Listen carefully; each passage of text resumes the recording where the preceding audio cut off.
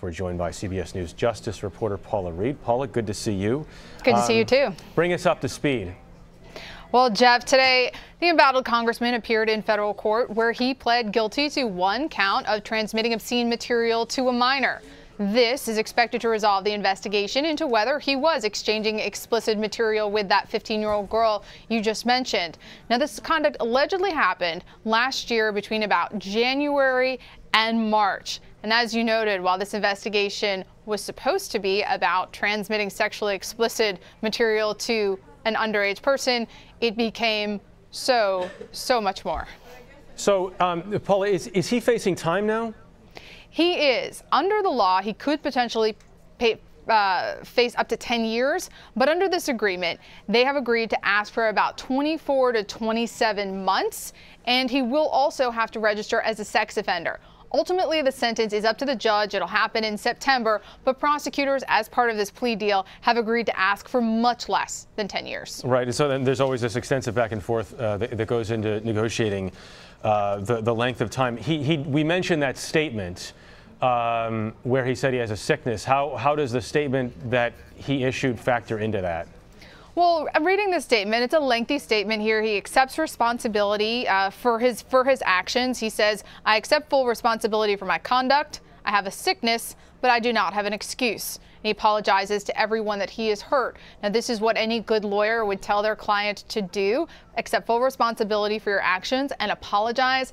But Jeff, we know, because he's a very high-profile figure who has had some very high-profile missteps, that he has a history of apologizing, promising to do better, and then he does it again. But in this case, what he did, the person he was contacting was underage, and therefore it was a federal crime. So Jeff, I just don't know how much weight this statement is really going to carry with the judge.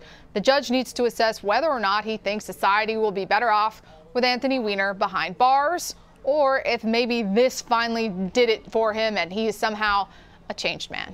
And in the face of so much, his wife stood by him so many times in the past until she didn't. How does the relationship with Huma Abedin now potentially affect his sentence or his future?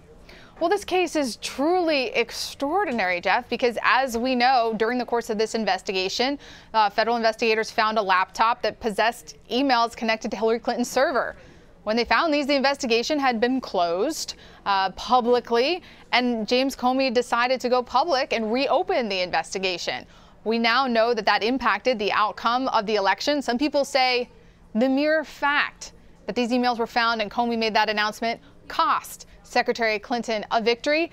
And now, subsequently, we have the decisions that Director Comey made related to those emails being used as, some people say, pretext, some people say a good argument for why he was fired. I mean, Jeff, the ramifications of Anthony Weiner's decision to text an underage girl extends so far beyond him, so far beyond his wife, and so far beyond this young victim. It also cost James Comey an apology when the record had to be corrected about the number of emails that were so she was forwarding the emails to him to print out. What Comey initially said, it was thousands or more.